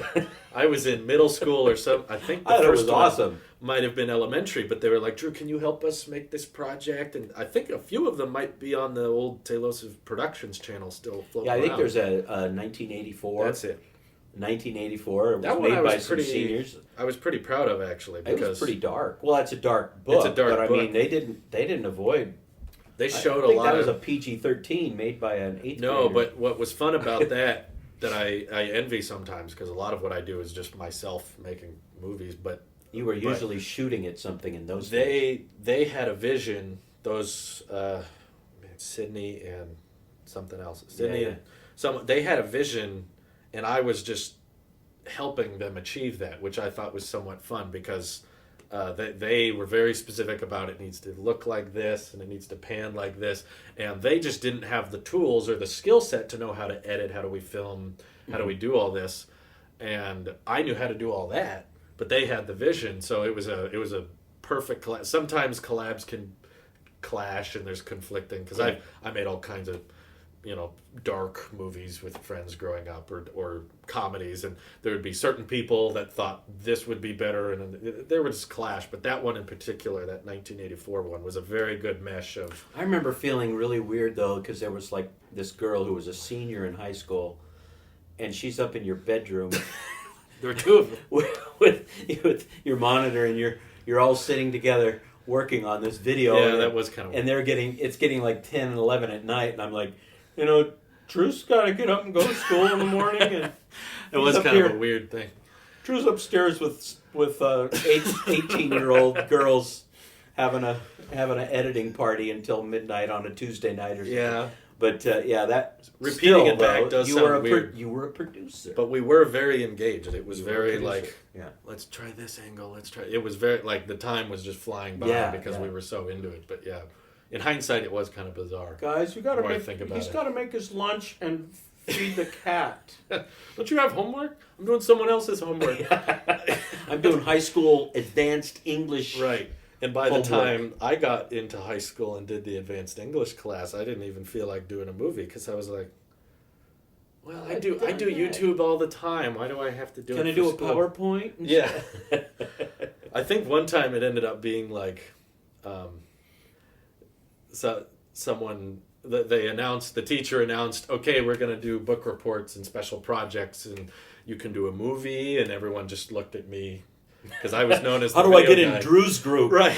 I want to get an A. That's exactly what happened. I think it was one of those things I think that happened with advanced English is it was mostly girls and a few guys. Yeah. And what happened was all 5 guys instantly were like, I'm with Drew. I'm going to be in his movie. So no fair. all the girls were doing, the poster or the dress up as the character, and they just said, "I'll be in Drew's. I'm going to be in Drew's team." And I said, "I didn't even say I'm Did making." you do a movie." Ordinary People? I think that was the book you did, and Yeah, you I think guys. so. There's a whole scene where the brother drowns in a Yes, boating accident. we did do that. And so you had hoses going in the pool. Me and with Ross. the canoe upside down. Me and Ross took the floated canoe in the pool and flipped it over, and it looked like a movie set. It came out really well. I think we did that a lot. I think there was a lot of movies There was a going on in Hamlet. our house. Hamlet was the one I was thinking of. That was the one where I didn't even announce, I'll do a movie. It was just everyone in the classroom saying, I'll be in Drew's movie. And I didn't say I was going to make one. But they just were like, oh, yeah, you were. Remember, It's Abby been did, decided. Abby made Henry VIII. Right. She And, did a lot of video, too. It was The Office. Oh, I love that one. It was The Office, I but don't it know was where that Henry is. VIII. I That think I was have good. it on DVD. It was like an Office parody, but with that was really well done. Shakespearean. Yeah, it was good. The acting was good. The editing was It spot on. felt like The Office, but Yeah. it was a definite Shakespearean. I'd love to story. find that one. The other one I remember is The Great Gatsby, and Yeah. somebody gets shot and falls in the pool. And I think it was the first time you had an underwater camera. Yeah, Emily was doing Great Yeah. Gatsby, And I you helped by going underwater with the camera. and I was the guy who got shot. She had me hold a cup of powder. Oh, like And, red, red. Kool-Aid. And I or something. found we had a GoPro that we put at the bottom of the pool, and I fell in and let it spill all over me. And it didn't really come out very good. I remember that looking pretty effective, but For a high school project, Yeah, it was yeah, pretty yeah. amazing. we could have just had our own movie studio at that house. We pretty did much a lot of did. movies. We did movies long before Tailosive. I know that. Yeah, You yeah. were making movies in college, and Abby was making movies that I was in occasionally, and Emily did some movies. And I made a lot of. I think what started it. I'll take credit you should. because when we got the iMac, That's true. I had a nonlinear editing system at school, but when I got an iMac, I had it at home. You could just edit. And we started doing like a Christmas video that we'd mail out to all the families before. Right. I mean, on VHS. Yeah. We'd mail VHS cassettes out to friends and family around the country. Postcard or whatever. Yeah, like a Christmas card. Then we did a couple of vacations videos. So I was experimenting with it, and you guys would be crawling around, watching while I'd work on that. And it wasn't long before Abby was editing something, and then Emily and you were right with them. So, now in that case here, you make a decision to bring a screen, a computer, a device into the home. Could be a consumption device. But you're producing on it, and the kids catch that, rather than seeing you stare at it all day and consume. Yeah, I think a dangerous fear I have that, again, I feel somewhat responsible for is one of those top requested, like, what's your dream job, asking first graders and stuff. It used to be astronaut was the most common answer. It has since changed to YouTuber, which scares me. Oh, really? Yeah, or maybe it was a small poll, but something I want to be like a fireman. I want to be an astronaut. I want to be a YouTuber. I want to make YouTube. Can I change mine? I don't want to be an astronaut. I want to be a YouTuber. I watched this one YouTuber and one small step for man, one small step for Google, because they're getting paid everything you get. Elon's going to change all that because everybody's going to hope so. Of course, when you go to Mars, what are you going to do all day? You're going to be on YouTube. So I want to be a YouTuber on Mars. The first YouTuber on Mars. What's up, guys? Yeah, it's kind of the negative outcome of all the screen time because so many kids follow channels and I was going to say there's lots of blurry lines now with the consumption versus producing devices, because I know there's probably some people listening or watching that are thinking, well, I got a Xbox or a PlayStation, which is a consumption device, but I'm going to live stream or do gaming videos. Aren't they the most lucrative? That's the biggest piece of a lot of online influencers is gamers, just the people who.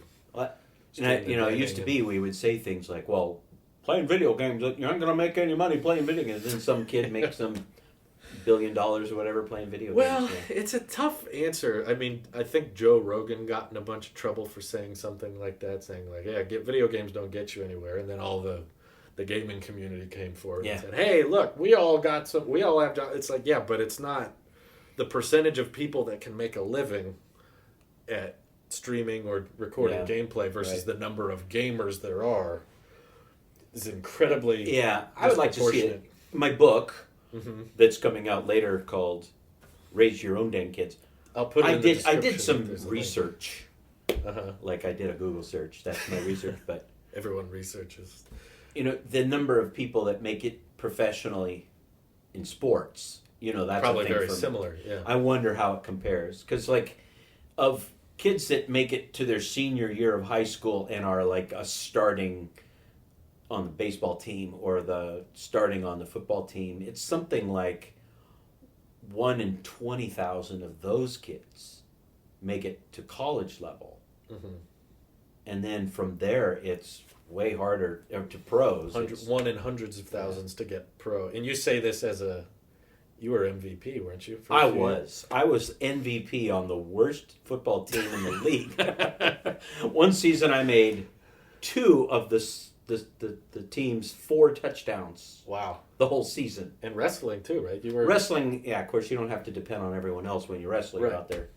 But I'm just saying you were a pretty spot-on athlete. And I had no one come looking, and say, "Hey, have you thought about playing for our college, or have you thought about being wrestling at our school?" Or you were probably best of the best in both of those sports. In the region, I was doing very well. Yeah. So, I mean, if you're going to do that, you really got to shine. So it's a rarity. It's a rare thing. It's done.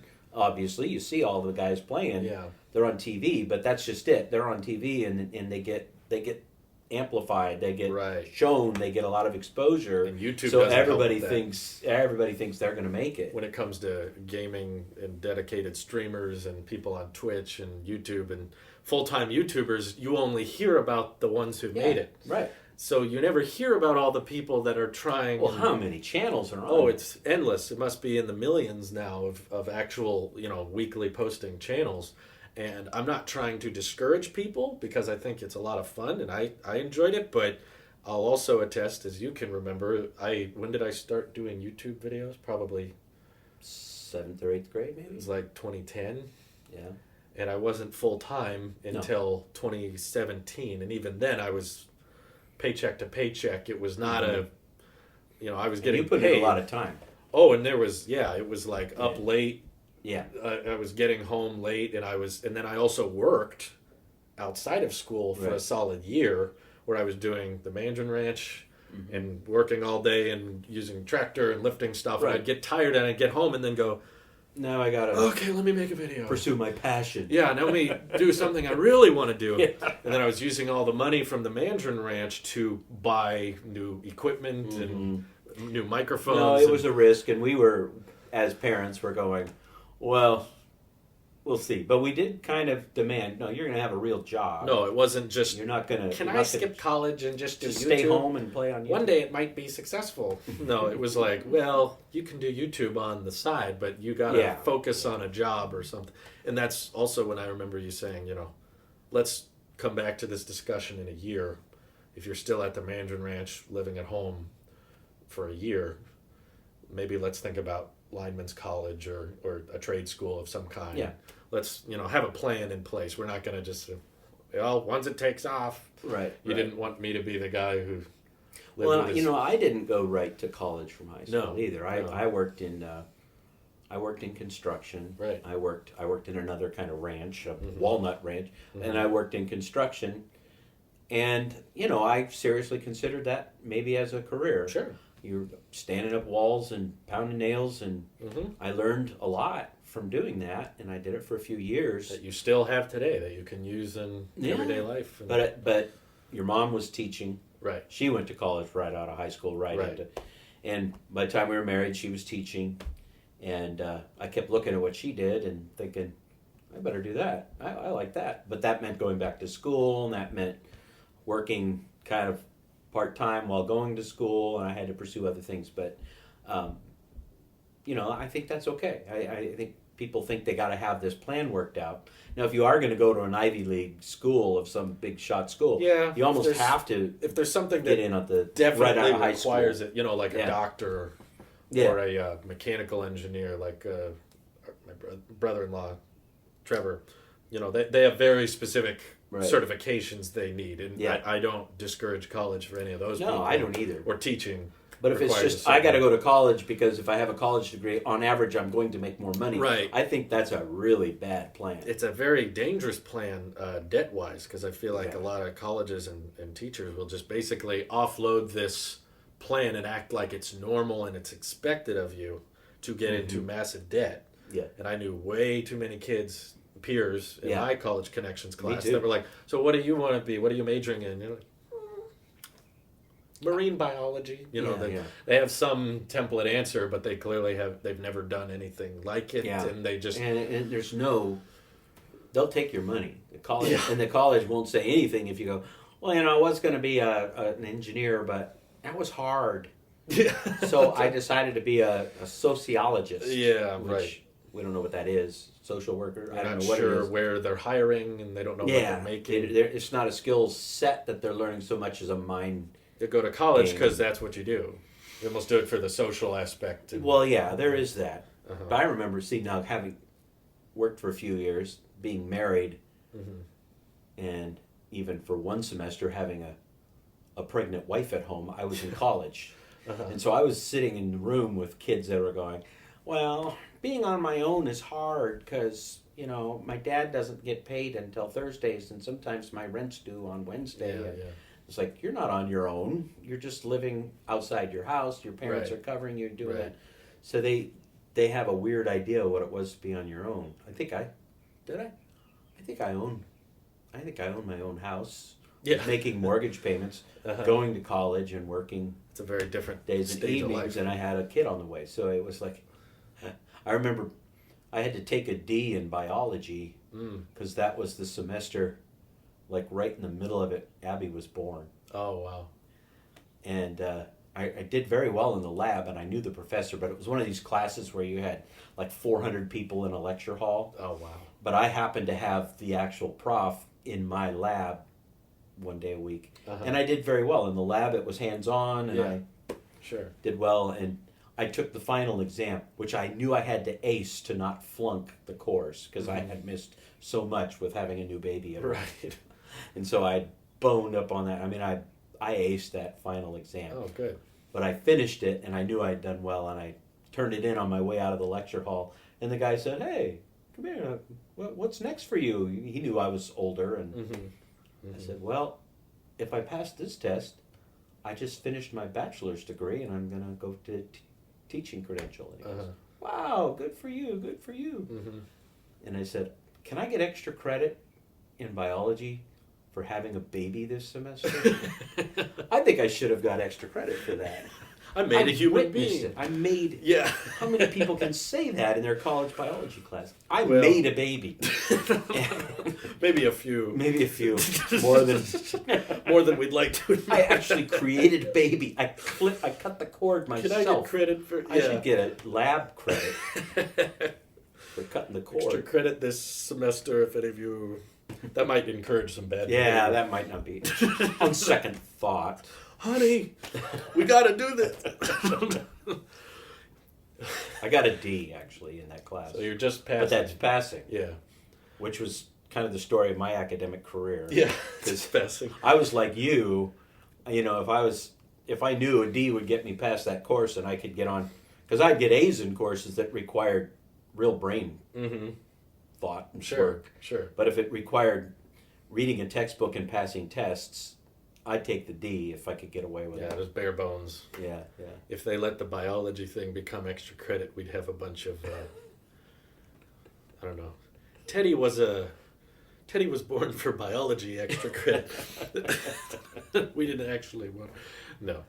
But, yeah, I think that's interesting stuff and exciting for the future. And I hope we're inspiring and not discouraging today, because I know there's big hurdles and things people have to go over, whether it be if you want to become a content creator or an engineer or a doctor. There's all different. Or if you're a parent. Or parent. You want to raise a child. Or thinking about becoming a parent. It's something that impacts everyone. I mean, it is. Having kids is a huge decision, and not having kids is also a huge decision. Yeah. Either way is a big choice. So it's like, I think what you're writing about matters, and what you've learned and your experiences make a difference, and figuring out, what you've learned and what you've passed on to me and this Abby and Emily is important, and making sure that's written and out there is. I hope it's helpful to people. Yeah, it's a rant. Yeah, but maybe it's a helpful rant. Maybe it's a rant that will help people make some. I like rants. Good choices. Yeah, I do lots of ranting in my own videos. Yeah. People like that. I guess I might have to try something like this. Yeah, you could just yell at the camera for a while. Yeah, and throw it out there. I think it's more about getting it out than it is. Anybody else picking it up and buying it. Yeah, it's just a matter of getting it out of you. Yeah, you're not sponsoring this or anything. You might sponsor it with a get-together pizza night sometime, but you've already done that quite a few times. So thank you. But yeah, no, I think it's fun, and I wish we could do more podcasts. And anytime. So it's fun. If there's any closing thoughts or final things, raise your own dang kids. There you go. Do it yourself. No drop off methods. Right.